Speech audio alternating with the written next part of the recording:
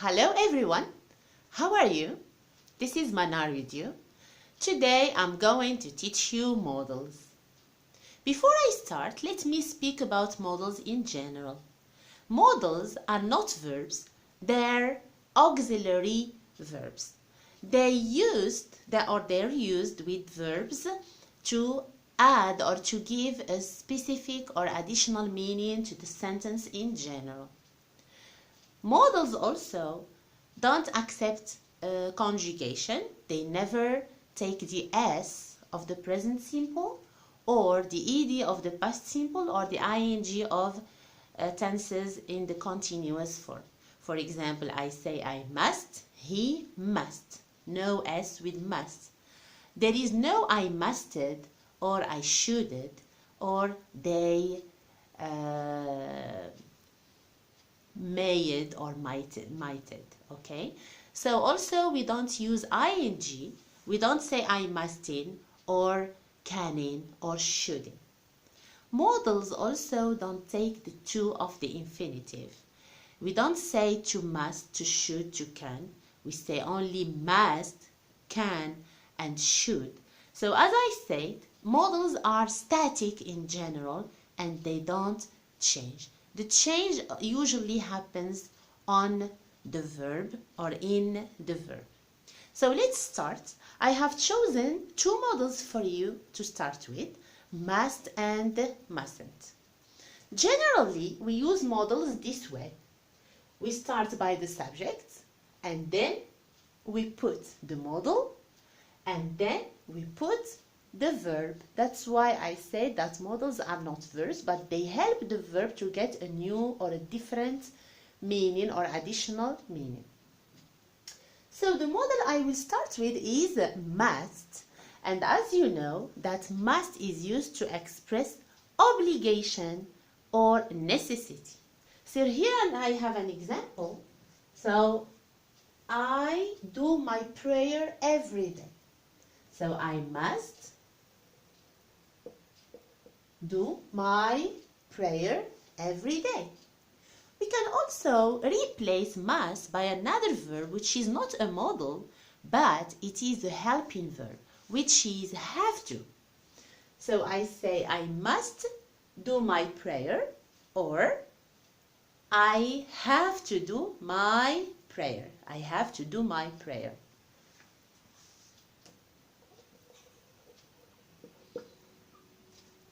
Another example is you stop your car at the red light. Okay, let's use the modal I have, which is must. You. Good. You must stop.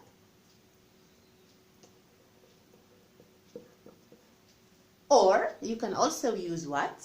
You can use have to. Excellent. So let's do it. You have to stop. Good. Have to stop. So there is no to with must, but to is with have to.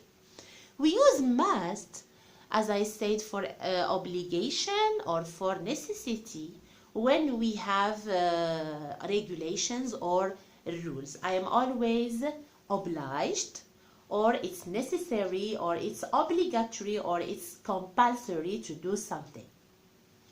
Let's move to must to express something different.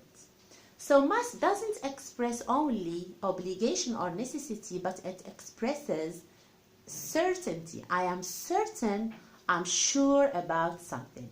Here I have some examples, but before we study them, let me say that when must expresses certainty, we don't replace it by have to. Have to helps must to express necessity, but with certainty we use only must. And we will see other modals which express certainty also, but it's not our lesson today.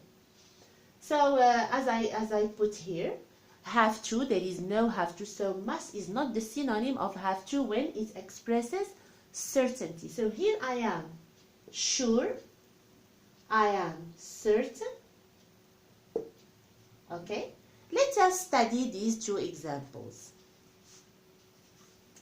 You have been working all day. You have been working all day. Normally, as a result of working all day, what is going to happen, or how are you going to feel?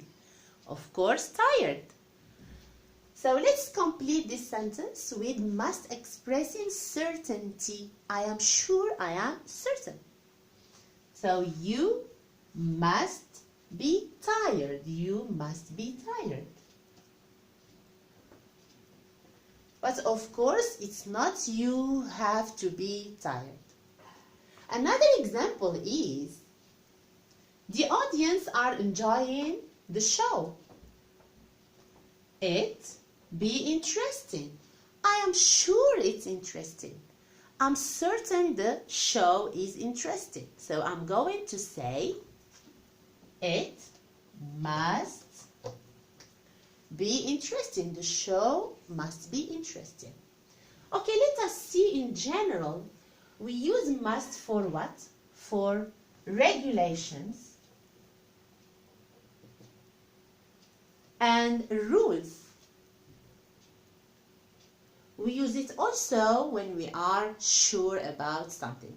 The use of must here is about the present or the future. It is not about the past. We will see the past later. So present and present. Let's continue our lesson.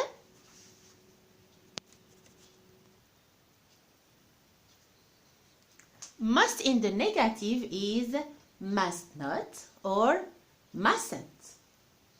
Must not or mustn't. But here we don't express obligation. We express prohibition. What is prohibition? So prohibition.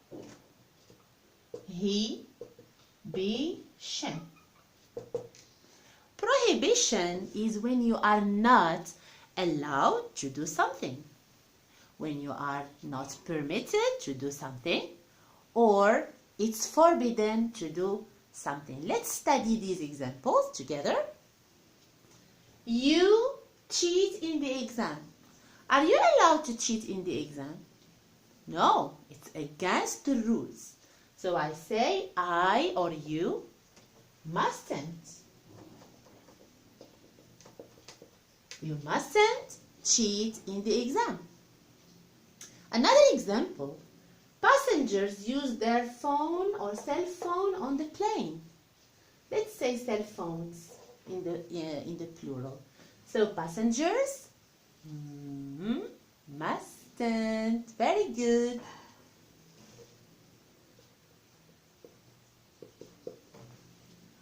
So you will say teacher.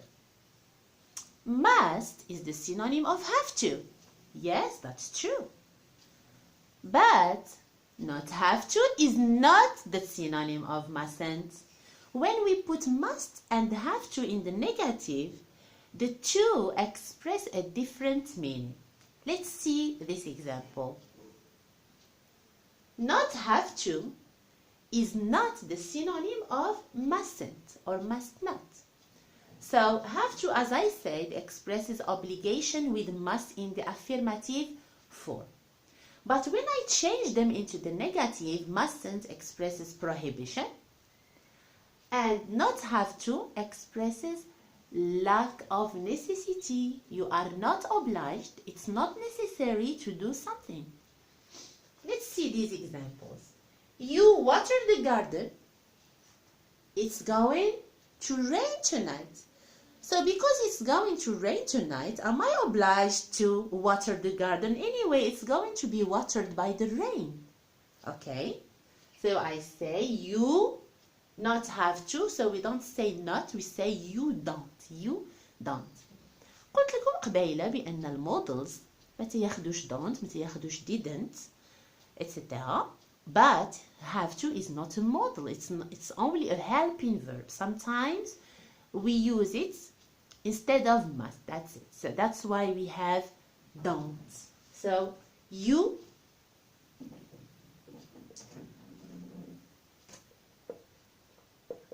don't have to water the garden. there are other possibilities to express lack of necessity. You can use not have to, or you can use not need to, or needn't. But the difference between the two is not need to plus verb, but needn't plus verb without to. ما كنستعملوش to with needn't. كتكون عندنا needn't ما كنديرولهاش to نهائي. Okay, let's do it. You, okay, you can use not need to or needn't, it's the same. You don't have to or you. Good, excellent. You don't need to water the garden. Let's see with needn't what's going to happen. Okay, you, I am listening to you. Speak up. You needn't water. Excellent, good students. So you needn't water. Okay. Let's see another example. I feed the dog. My dad has already fed it. Am I obliged to feed the dog? Is the dog hungry now? Of course no. Why? Because my father gave it something to eat. So here I'm going to express lack of necessity. I'm not obliged. So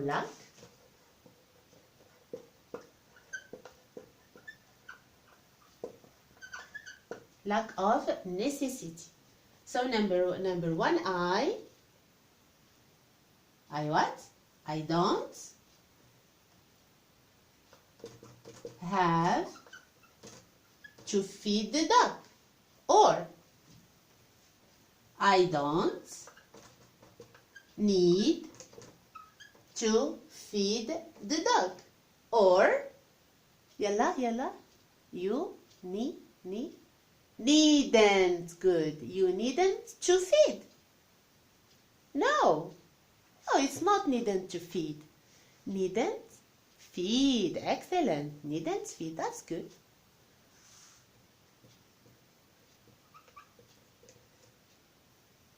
So I have already the verb, so needn't feed. Okay, let us see these models in the past.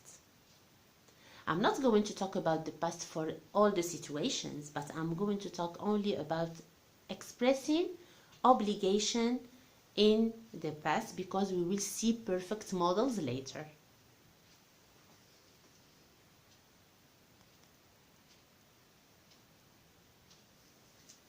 Expressing obligation in the past.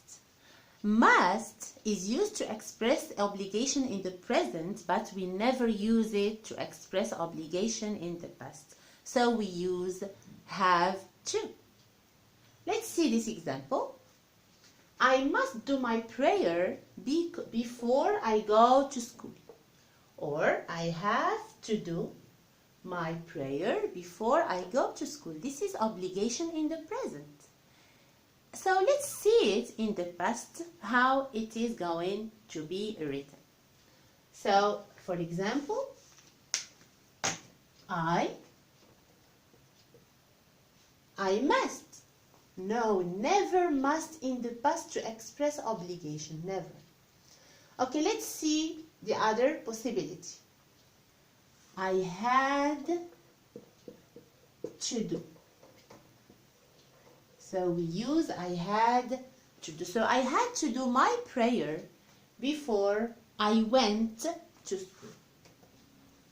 So I went to school this morning. So, but before I went to school, I had to do. I was obliged to do my prayer. It was necessary to do my prayer. Thank you very much for watching this video. I wish I have clarified something for you. The next video is going to be about other models and other situations. Thank you.